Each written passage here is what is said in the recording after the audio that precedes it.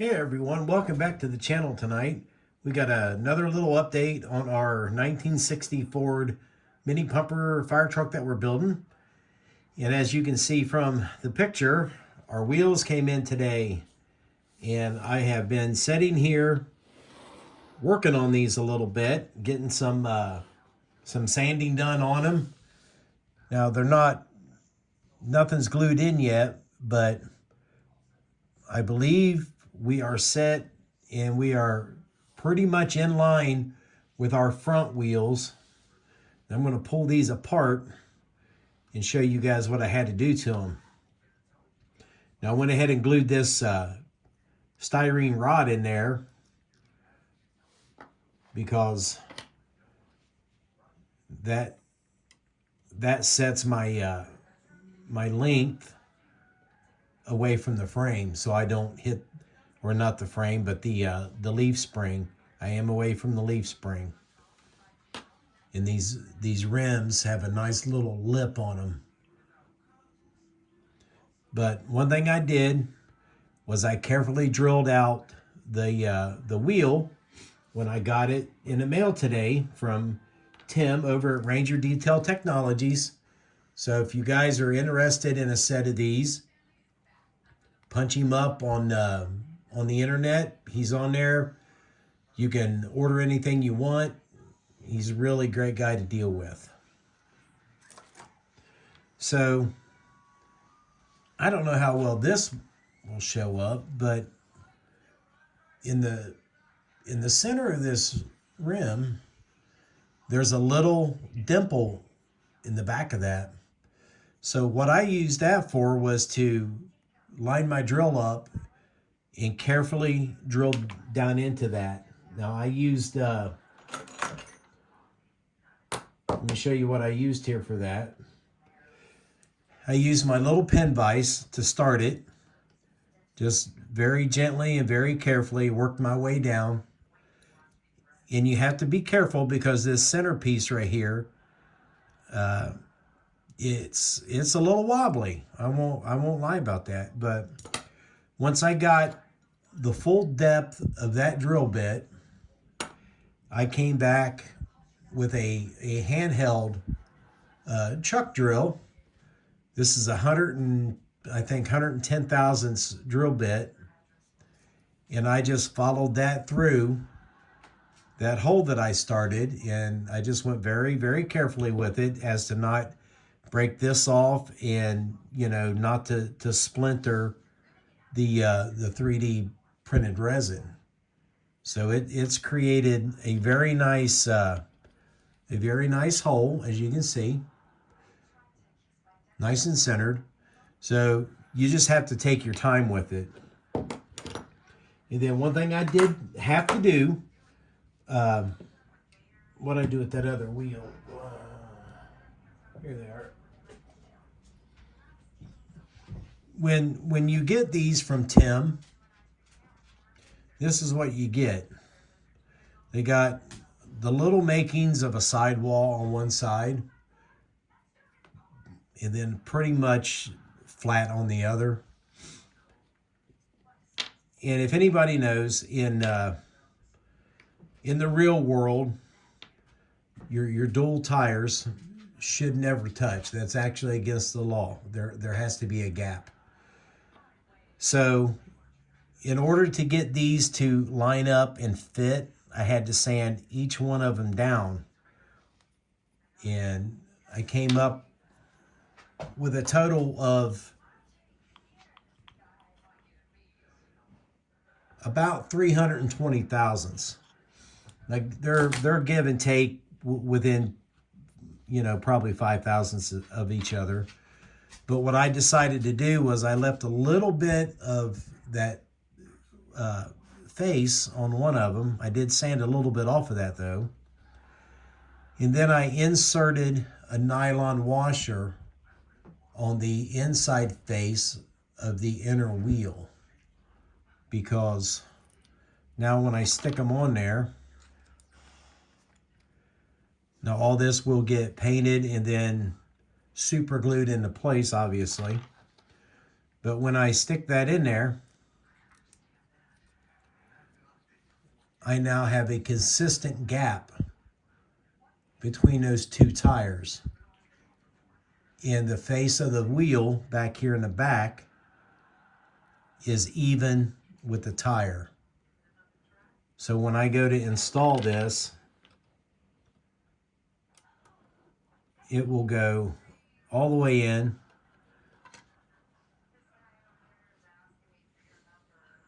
The wheel, that is, and the tires do not rub. Okay? And I've set up the other side the same way. So yeah, really stoked about that. I have been waiting on these since late last week, I think. Done the same thing on the other side. This is a black nylon washer. Doesn't really matter. Still has the same gap on both sides. And then that just will slide right in there when after everything's super glued and painted up. So yeah, that's a major setback that we got corrected today. A couple things here, if you'll notice on the cab, I added some emergency lights to it. Now these are modified from the AMT pumper truck kit.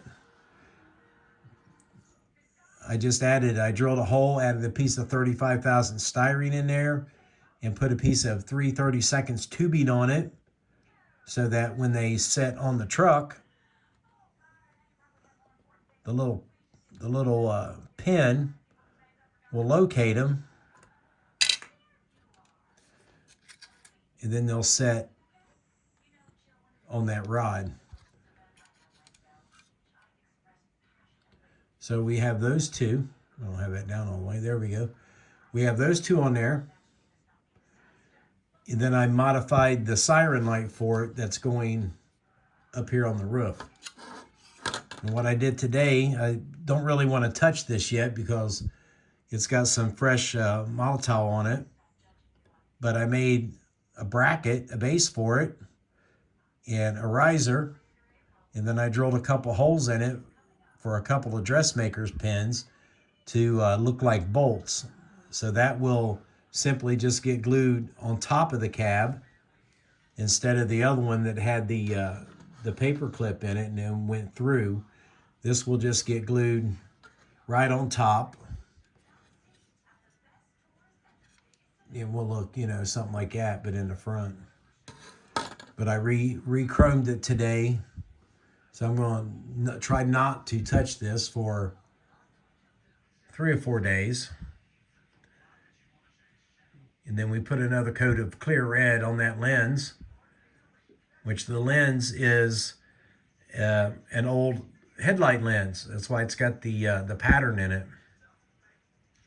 Again, a lens that I picked up in a little bin at a model car show years ago. And then I am in the process of making myself a couple of double-faced turn signals for this, because we added a toolbox to the front of the bumper today for a place that the guys will keep their spanner wrenches in or whatever to loosen and tighten the covers there for the hoses where the water goes. And it doesn't really block the turn signal on this side,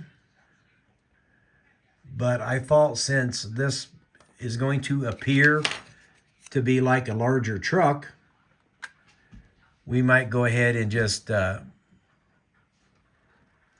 ahead and make ourselves a couple little turn signals for it. And I'm not sure yet if I'm going to drill through the end of the hood or down here on the fender,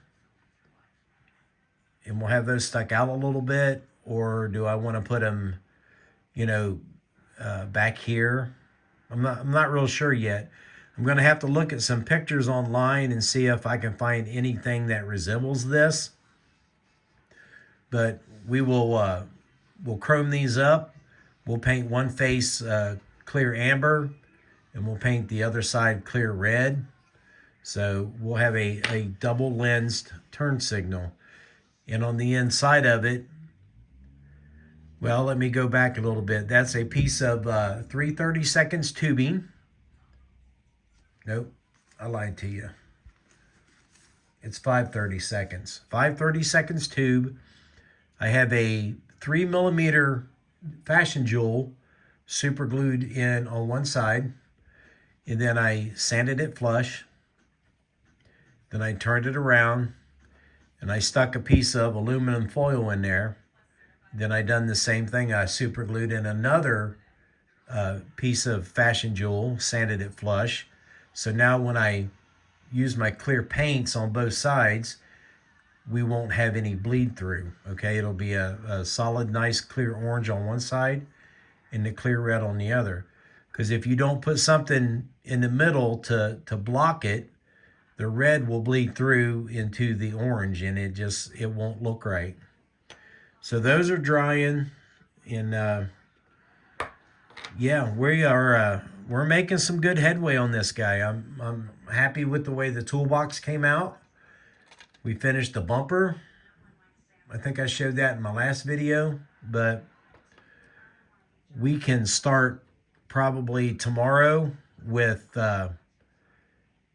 getting these wheels and tires painted up and let them dry for a day or two, because I have to do some chrome work on them just like I did on the front.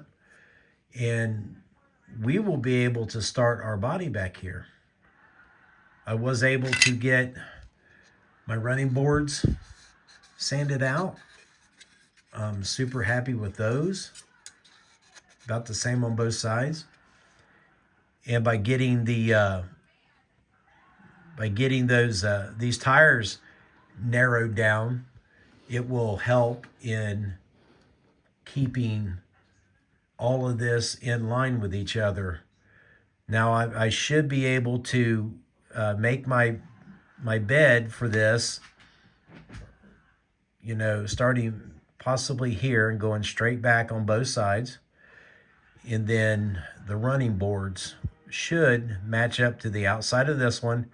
Come back, we'll have our wheel well we'll make, and then we'll make our tailboard back here. So really super excited about this. And yeah, she's coming along. I really appreciate everybody watching. All the comments. The comments have been fantastic. I'm glad everybody likes what I'm doing here. It really means a lot. And like I said, you're interested in some 3D printed 1-ton wheels, this is the guy right here. You need to get with Tim. I am not affiliated with him at all. He is the past editor or writer, I should say, of the Scale Firehouse, and back when they had that in the Scale Auto magazine. He done that for a number of years, and he does good work. What else we got? Oh yeah.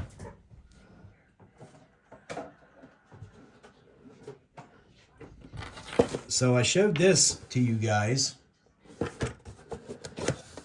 couple days ago, but I also ordered my front wheels.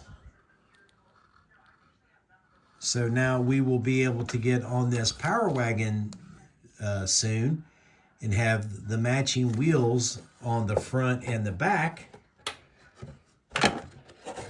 just as in our reference picture that, where do we have it? Right here. This guy right here.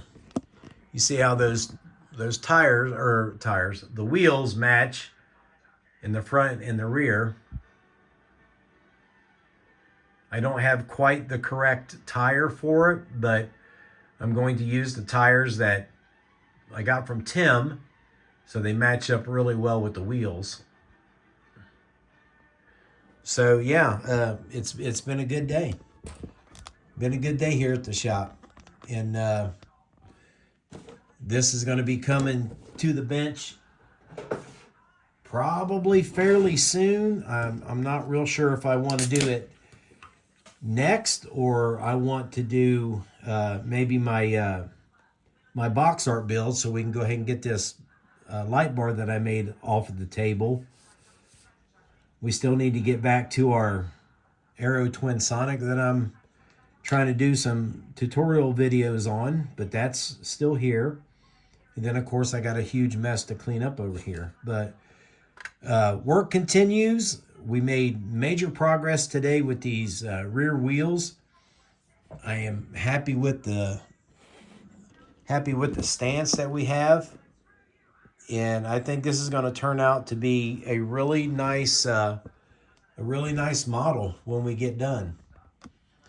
Probably nowhere near what my original intention was, but again, I just used that as my inspiration and used the model kit as my starting point, and we just kind of morphed from there. So that's the way I approach model building. Is I start with an ideal and I just go where it leads me. And